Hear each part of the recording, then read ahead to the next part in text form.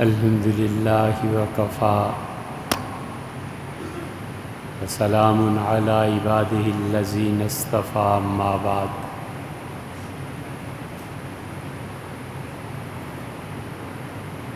اللہ تعالیٰ کی توفیق سے ایک بات کہنی تھی جو رمضان کے چاروں جمعے اسی پر گزرے، اور جو ارباب بسط و کشاد ہیں ان کی خدمت میں یہ عرض کیا کہ جو موجودہ ماحول ہے جہاں کی معیشت سود پر مبنی ہے، جہاں کا نظام تعلیم ہماری نسلوں کو تباہ کر رہا ہے، جس نصاب میں خود کوئی ایسی چیز نہیں ہے جو اللہ کی راہ دکھائے اور مسلمانوں کو غیر مسلم سے کوئی امتیازی حیثیت دے، اور اس کو پڑھنا اگر معاش کے لیے ہے تو معاش ہی کی سہولت فراہم کر دے، اور جس نظام میں عدل اور انصاف نام کی کوئی چیز نہ پائی جائے، وہ لوگ جو در حقیقت اس ملک کو چلا رہے ہیں اور کشتی بان ہیں اس ناؤ کے، ان کی خدمت میں درخواست کی کہ وہ اس کو تبدیل کرے۔ اب جب یہ قصہ ختم ہوا تو ہمیں اپنی بھی فکر کرنی چاہیے۔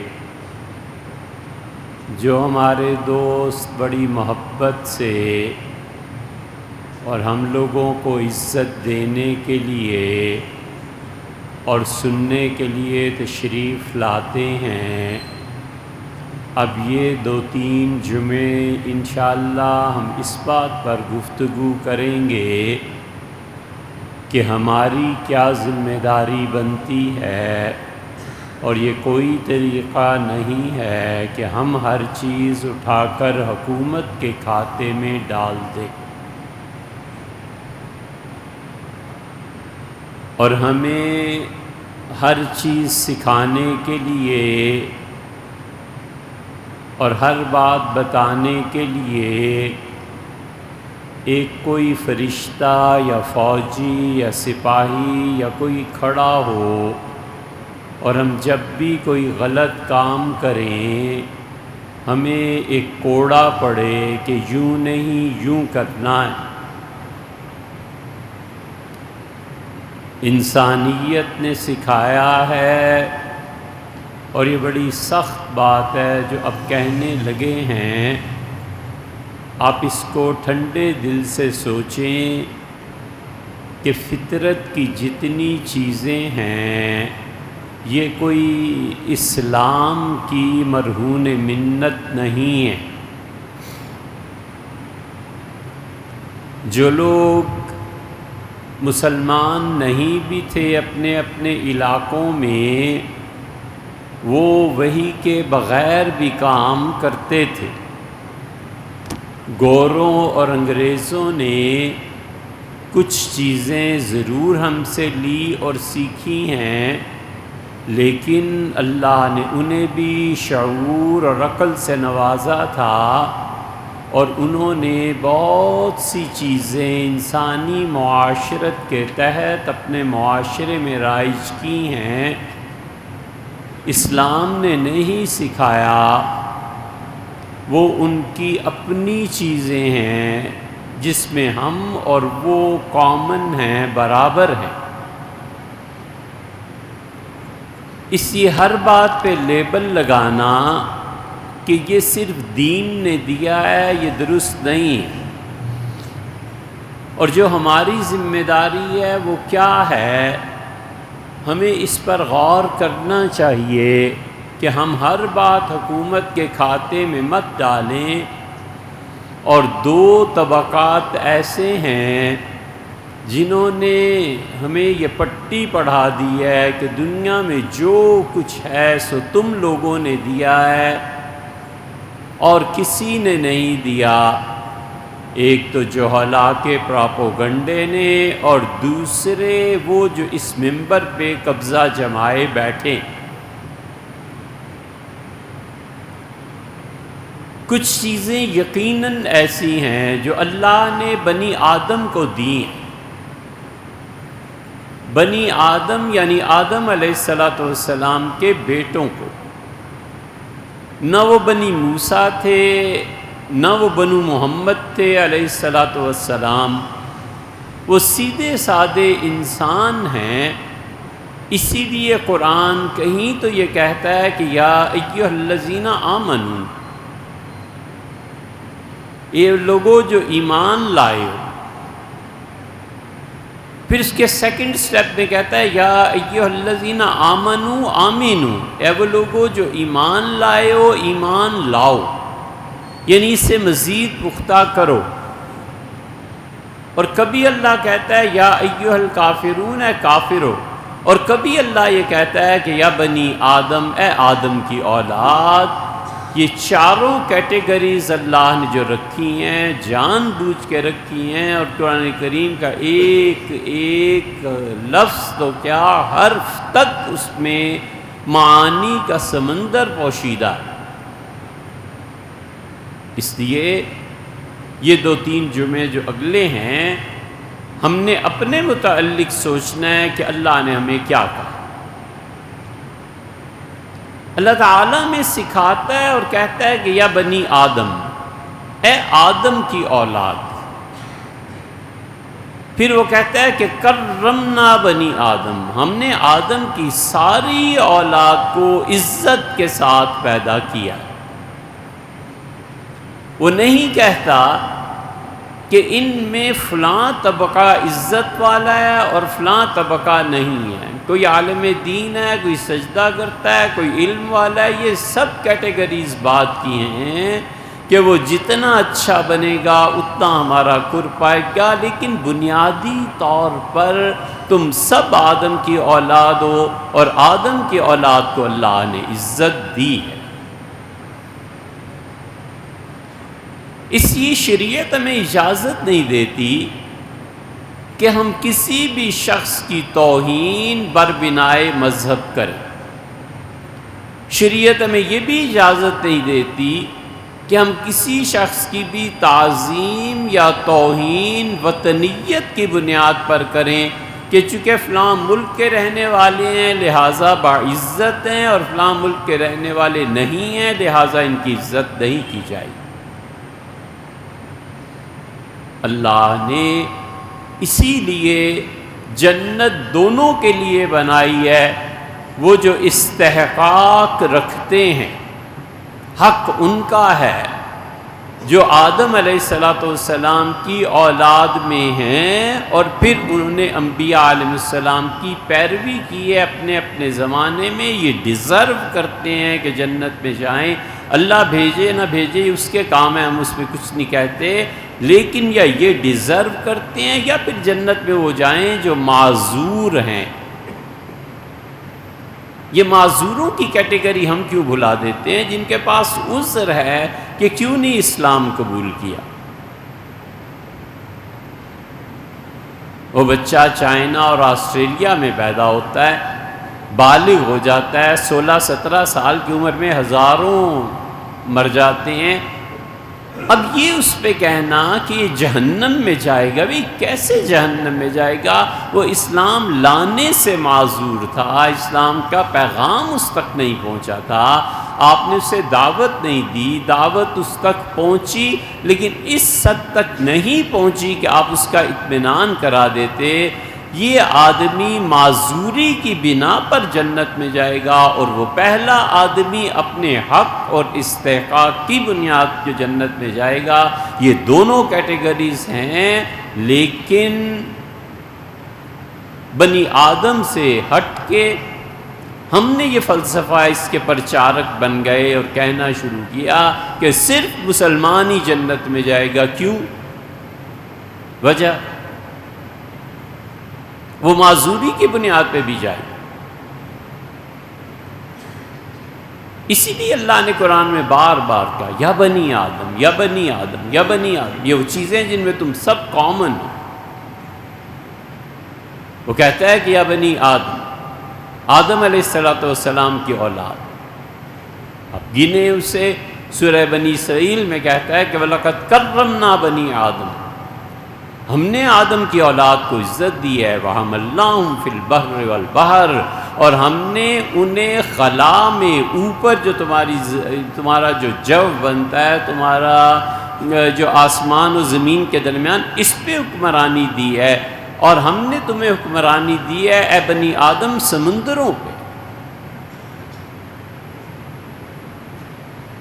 سب مشترک ہیں، سمندروں کی حکمرانی مسلمانوں کی بھی تھی بنو عثمان کے زمانے میں، عثمانیہ خلافت میں، اور پھر اللہ نے پرتگیزیوں کو بھی دی، اللہ تعالیٰ نے واسکو ڈے گاما کو بھی دی، اس نے آ کے ہندوستان دریافت کر لیا، کولمبس کو بھی دی، اس سے جا کے امریکہ دریافت کر لیا۔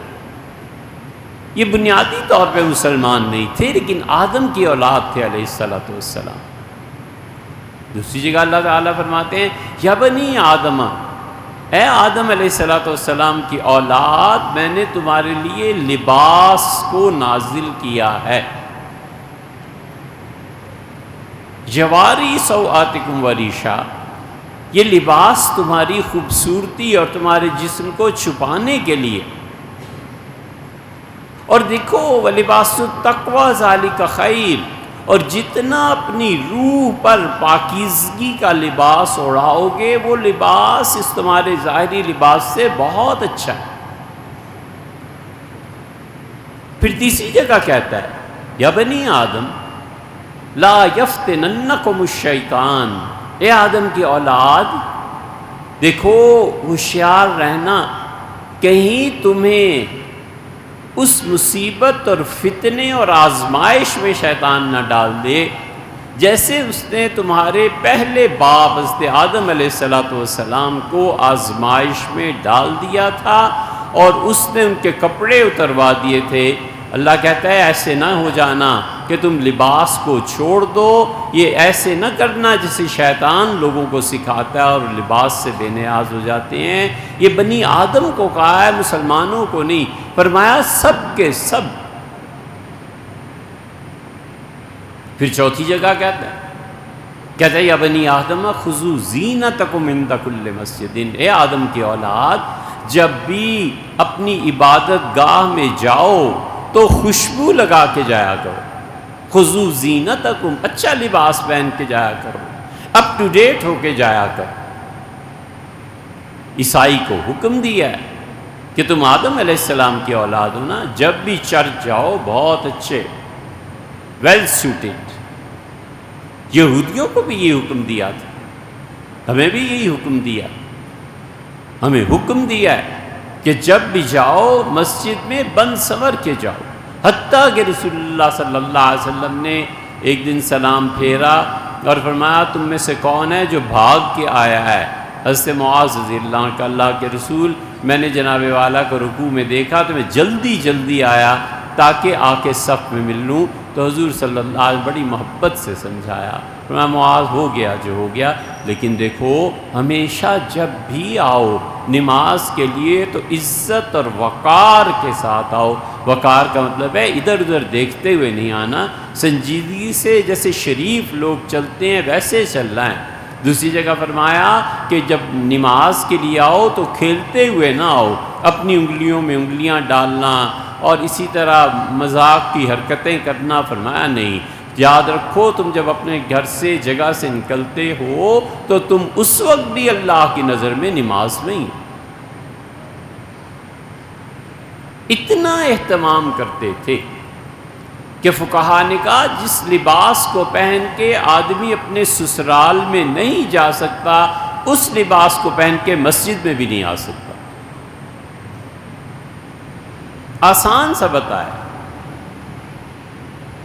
اسی لیے فقہا نے منع لکھا ہے کہ کوئی بھی آدمی ایسا کام کرتا ہے جس سے بو پھیلتی ہے، مثلا وہ دودھ کا کام کرتا ہے، مثلا وہ گاڑیوں کا کام کرتا ہے اور گاڑیوں میں پیٹرول اور ڈیزل اور اس قسم کی چیزوں کی بو آتی ہے، منع کیا کہ مسجد میں یہ لباس پہن کے نہیں آنا، کپڑے دوسرے رکھو تاکہ تمہاری وجہ سے جو ساتھ آ کے کھڑے ہو کے نماز پڑھے گا اسے دکھ تکلیف نہیں پہنچی چاہیے۔ خذوا زینتکم عند کل مسجد، ہر ایک سجدہ گاہ میں جب آؤ تو بند سور کے آؤ۔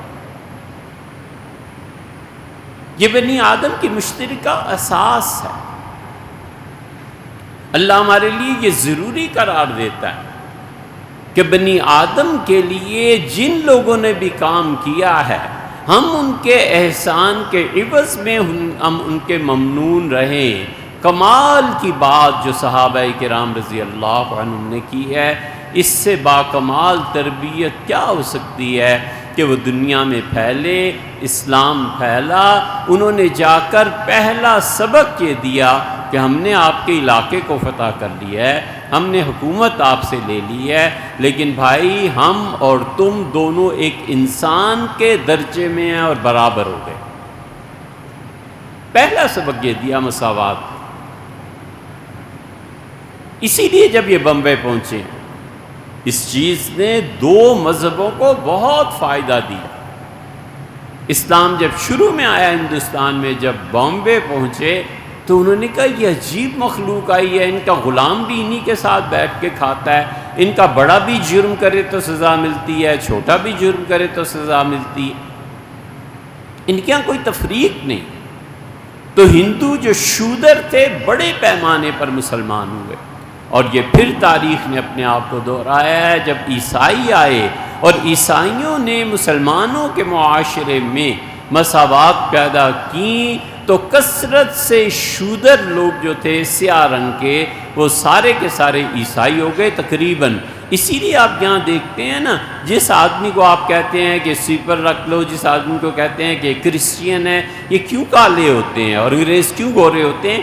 کالے ہونے کی وجہ یہ ہے کہ یہ وہ نسل ہے جو ہندوؤں میں شودر تھے، ان کے آباء و اجداد شودر تھے، انہوں نے جب مساوات اور برابری دیکھی تو یہ لوگ عیسائیت میں تبدیل ہو گئے۔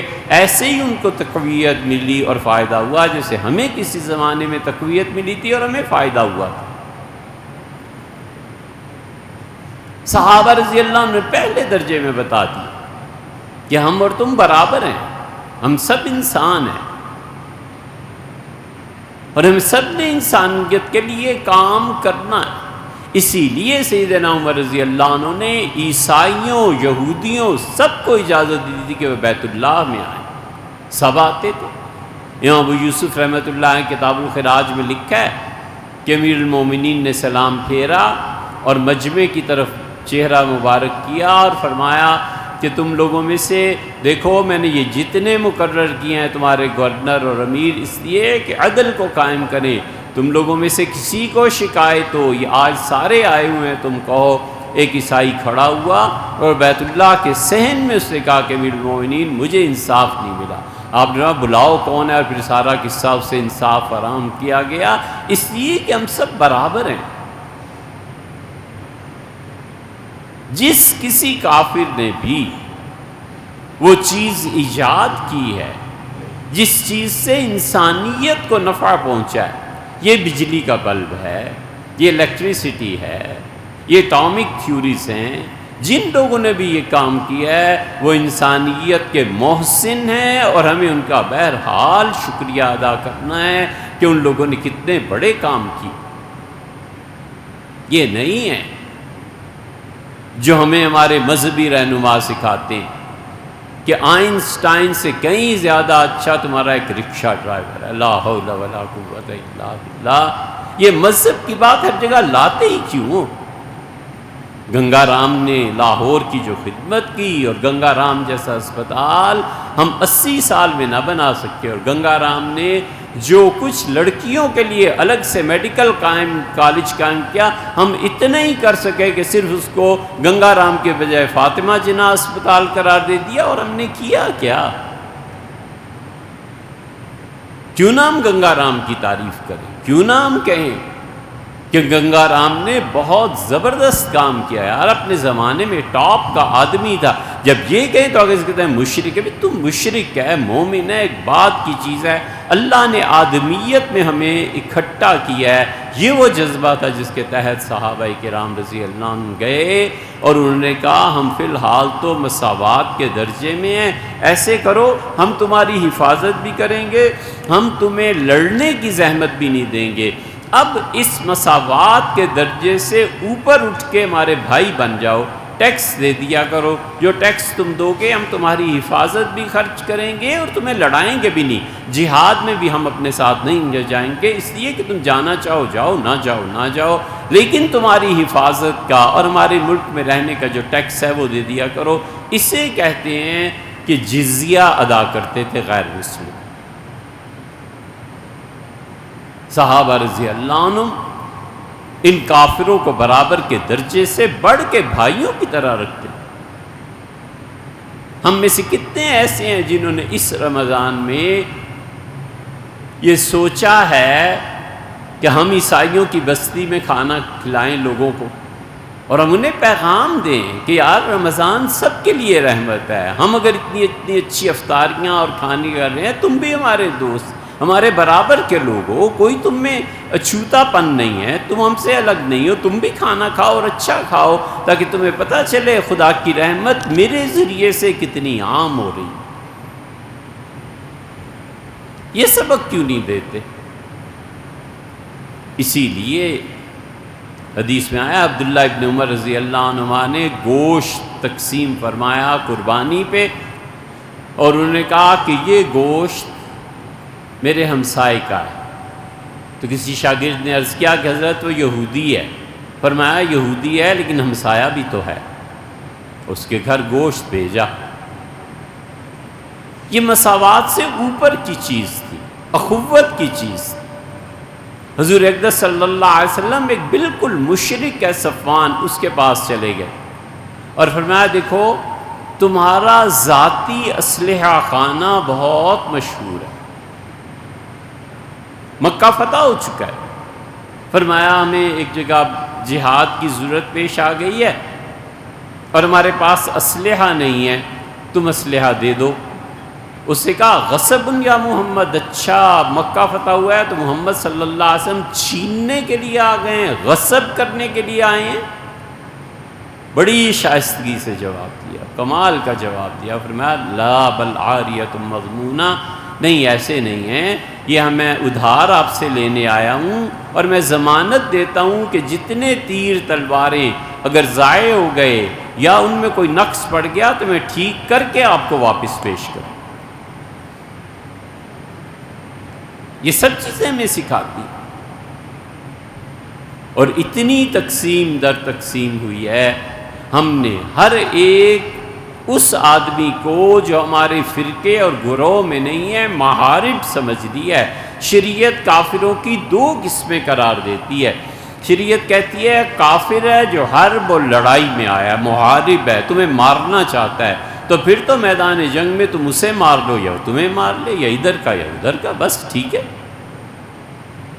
وہ بھی اس لیے آیا ہے تم بھی اس لیے گئے۔ اور ایک چیز ہے جو حربی کافر نہیں ہے، نہیں مارنا چاہتا، اللہ خود قرآن میں کہتا ہے کہ جو لوگ تم سے لڑائی نہیں کرنا چاہتے ایسے کافروں سے تم اپنے تعلقات بنا کے رکھو، ان کے ساتھ نیکی کرو، 28ویں پارے میں آتا ہے۔ جو کافر نہیں ہم سے لڑنا چاہتا، جو کافر ہمارا کچھ خراب نہیں کرنا چاہتا، وہ ہندو ہو سکھ ہو، ضروری ہے کہ اس سے سینگ لڑانے؟ اللہ کہتا ہے ان کے ساتھ اچھائی کرو۔ اور ہمارے ہاں صورتحال اتنی خطرناک ہو گئی ہے کہ ہم ہر ایک آدمی کو محارب کافر سمجھنے لگے ہیں کہ جیسے یہ کافر ہے، مجھے مارنا چاہتا ہے، میں اس کو ماروں۔ یہ پچھلے ایک آدھ مہینے سے تم کس پارٹی سے ہو، میں فلاں پارٹی سے ہوں، اچھا تم کس پارٹی سے ہو، میں اس سے ہوں۔ یہ دونوں آپس میں ایک دوسرے سے لڑیں گے۔ کتنے ہی واقعات پیش آئے ہیں جن میں لڑائیاں ہوئی ہیں، کتنے واقعات پیش آئے ہیں کہ ہمارے جوانوں نے، لڑکوں نے، کہ اس طرف اور اس طرف، اور وہ آپس میں لڑے بھی، اور موٹر سائیکل اور گاڑیاں اور کیا کیا تباہی ہوئی ہے۔ کیوں ہم اس تفصیل میں جائیں؟ ہم اپنے گروہ سے باہر کے آدمی کو یہ سمجھنے لگے ہیں کہ گویا یہ محارب کافر۔ میں سنی ہوں، تم شیعہ ہو، بس اب تمہارا مارنا ضروری ہے۔ میں تبلیغ میں وقت لگاتا ہوں، آپ نے کبھی وقت لگایا ہے؟ نہیں لگایا، بس اس دن کے بعد وہ نظر سے گر جائے گا۔ ہمارا یہ حقارت آمیز رویہ دوسروں کے ساتھ یہ اللہ کے ہاں مجرم بنائے گا۔ خدا پوچھے گا کہ تمہیں کس نے حق دیا تھا کہ آدم علیہ السلام کی اولاد میں کسی آدمی کو یوں تم نظر سے دیکھنے لگو جیسے وہ حقیر ہے اور ناپاک آدمی۔ ہم ٹکڑوں میں بٹ گئے ہیں، ہم گروہوں میں بٹ گئے ہیں، حتیٰ کہ کوئی ہمارے شیخ سے بیعت نہیں ہے تو اچھا آپ فلاں سے بیعت ہیں، اس کے بعد ہمیشہ کے لیے قطع تعلق ہو گیا کیونکہ یہ ہمارے شیخ سے بیعت نہیں۔ اللہ نے تو یہ نہیں سکھایا، حضور صلی اللہ علیہ وسلم تو یہ نہیں چھوڑ کے گئے۔ صحابہ کرام رضی اللہ عنہ یہودیوں اور عیسائیوں کے ساتھ سلطنتیں چلاتے رہے، ملک چلاتے رہے، انہیں تو کوئی پرابلم پیش نہیں آئی۔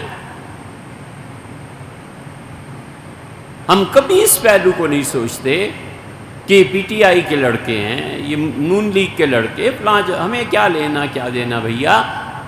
یہ بہت بڑا ہمارا سرمایہ ہے، ہماری آبادیاں تیزی سے بڑھ رہی ہیں، ہمارے بچے تیزی سے جنم لے رہے ہیں، یہ ساری کی ساری چیزیں پہلی جنگ عظیم کے بعد جو آبادی میں اضافہ ہوا، دوسری جنگ عظیم کے بعد جو آبادی میں اضافہ ہوا، وجہ یہی تھی کہ مرد گھروں پہ رہنے لگے تھے۔ اب اس کرونا کے بعد جو اضافہ آبادی میں ہوا ہے یہ سائنٹیفک فیکٹس ہیں،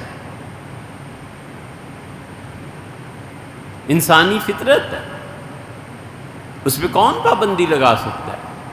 اس کو کیش کرانا میں نہ آیا کہ ہم اپنے ان جوان بچوں کو، یہ افغانستان کی جو جنگ تھی اور دھماکے تھے، اس کے بعد آبادی میں اضافہ ہوا ہے، لوگ ڈر کے مارے گھر سے نہیں نکلے، کیوں نہ ہم اسے کیش کرائیں جب اللہ نے ہمیں اتنی بڑی قوت دی ہے۔ ہمارے کتنے پرسنٹ ہمیں نہیں یاد، لیکن جوانوں پہ مشتمل آبادی ہے۔